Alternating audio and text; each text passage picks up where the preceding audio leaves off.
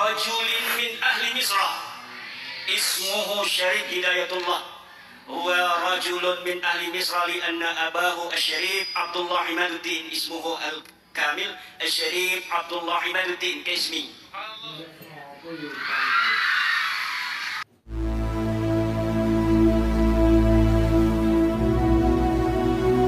الله عنه حفظه الله.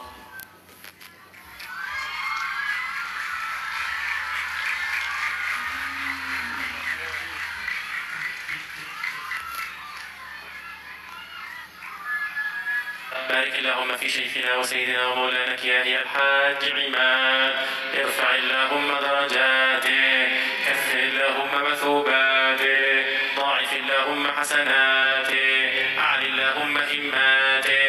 نسأل الله تبارك وتعالى أن يحفظ شيخنا كياني الحاج عماد بما حفظ به الذكر الحكيم. اللهم ارفع درجات شيخنا شريف هداية الله، ارفع اللهم درجاته في أعلى الجنات مع النبيين والصديقين والشهداء والصالحين، وحسن أولئك رفيقا يا رب العالمين. واجعل اللهم هؤلاء الطلاب والطالبات خير خلف لخير سلف. اللهم واجعل أنوار وبركات وأسرار وأنوار شيخنا شريف هداية الله موروثة في شيخنا كياني الحاج عماد. اللهم اجعل بركات وأنوار ونفحات شريف هداية الله موروثة في شيخنا كياني الحاج عماد وفي جميع الطلاب وجميع الطالبات. بارك الله لهذه البلدة وأهلها بالإسلام من رجل من أهل مصر اسمه الشريف هداية الله.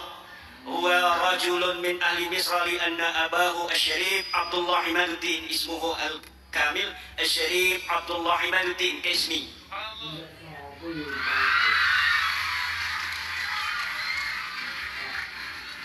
أبوه من أهل مصر من إسكندرية وأمه من أهل سروان، يلتقيان في مكة حين خرج للحج، ثم حمل الشريف عبد الله عماد الدين شريفة مدائن اسمها شريفة مدائن إلى مصر، ثم ولد الولد الأول اسمه شريف هداية الله، وتعلم هذا الشريف هداية الله إلى علماء من أهل مصر من إسكندرية ومن القاهرة، ومن مشايخه الشيخ زكريا الأنصاري، وزار كثيرا إلى جنات علماء مصر كالشيخ ابن عطاء الله السكندري والشيخ البصيري والشيخ يقظ والشيخ أبي الحسن علي الشاذلي.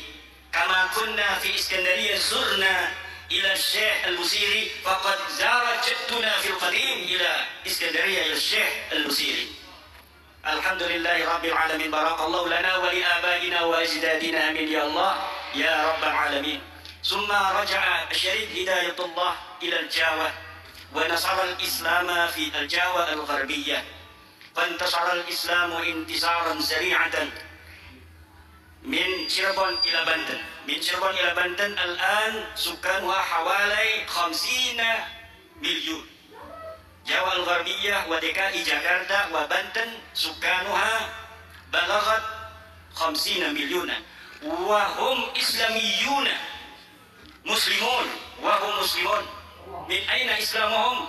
من الشريف هداية الله من أهل مصر من أهل إسكندرية. وفي هذا اليوم المبارك جاء مرة أخرى رجل كريم وعالم كبير من أهل إسكندرية إلينا إلى بنتن، الحمد لله رب العالمين. أولا قبل أن ندخل أي مدينة، أولا نتكلم مع أهلها. هل تأذنون لنا أن ننشر الإسلام في بلادكم؟ هل تأذنون لنا أن ندخل بلادكم لكي ننشر الإسلام؟ Sebuah adab yang diajarkan oleh Rasulullah SAW bahwa para kaum muslimin ketika ingin masuk ke kota Samarkand, mereka bertanya kepada ahlu qaryah atau penduduk sekitar, wahai penduduk sekitar, apakah boleh kami menyebarkan agama Islam di kota atau daerah ini? Inilah merupakan alat terpuji. لأن أهل سمرقند أحبوا الإسلام عندما رأوا هذه الآداب وهذه الأخلاق، وأن جيشا منتصر، جيش منتصر يخرج من البلاد. نعم خرج جيش المسلمين، ولكن لم يخرج الإسلام. Para penduduk Samarkand sangat menyukai agama Islam. Kenapa? Karena agama Islam datang ke kota tersebut dengan damai, dengan cinta dan persaudaraan. Tidak ada peperangan. Walaupun mungkin ada beberapa prajurit yang telah memulai peperangan, telah keluar dari kota Samarkand itu, namun agama Islam tidak keluar dari kota Samarkand. كيف انتشر الإسلام في سمرقند؟ Bagaimana agama Islam bisa menyebar di kota Samarkand? كما انتشر الإسلام في بنتان في تهران. Seperti halnya agama Islam yang tersebar di daerah Banten ini. على يد الولي القطب الرباني شريف هداية الله. Di bawah dakwah Raden Syarif Hidayatullah. بالأخلاق والدعوة وليس بالحرب ولا بالسيف. Itu dengan dakwah rahmatan lil alamin, dengan cinta bukan dengan peperangan. بالأخلاق والدعوة وليس بالحرب ولا السيف. Dengan akhlak terpuji, muamalah terpuji tanpa dengan peperangan. سأذكر لكم قصة أخرى ولا أريد أن أكون طويلا عليكم في الدرس. Beliau akan mengisahkan kembali satu kisah, dan ini kisah tidak akan dilanjutkan kembali dan insya Allah akan selesai sampai ini. وأطلب العفو من هؤلاء الأولاد والبنات الذين جلسوا تحت الشمس. Dia meminta maaf kepada saudara-saudariwati yang duduk di bawah langsung terkena sinar matahari dan panasan.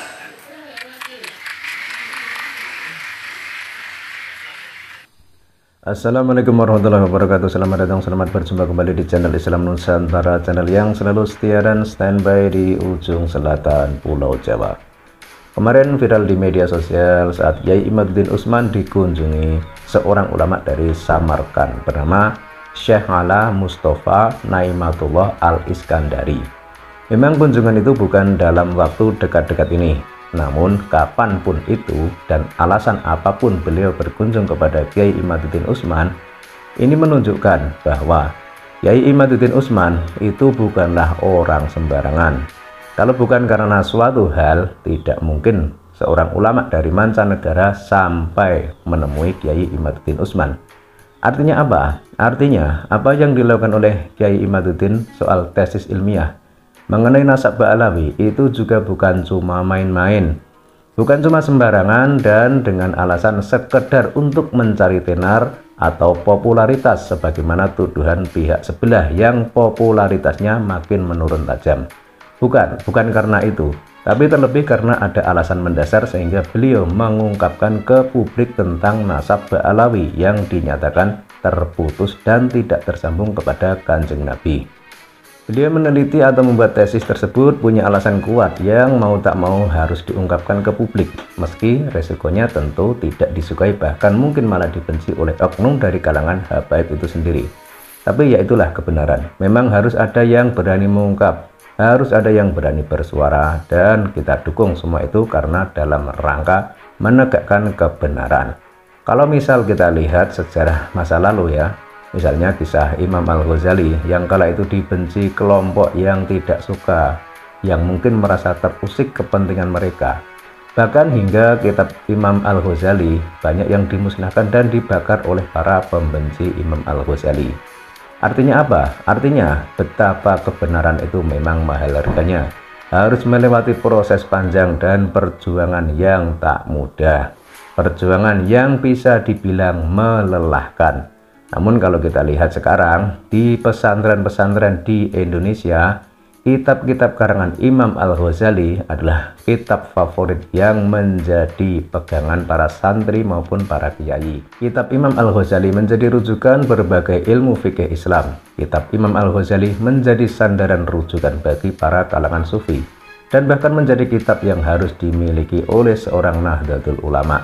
Sebagaimana Kiai Imaduddin Usman, beliau membuat kajian ilmiah tentang nasab. Ini sangat penting dan sangat bermanfaat bagi umat Islam, tidak hanya di Indonesia saja, tapi bagi umat Islam seluruh dunia.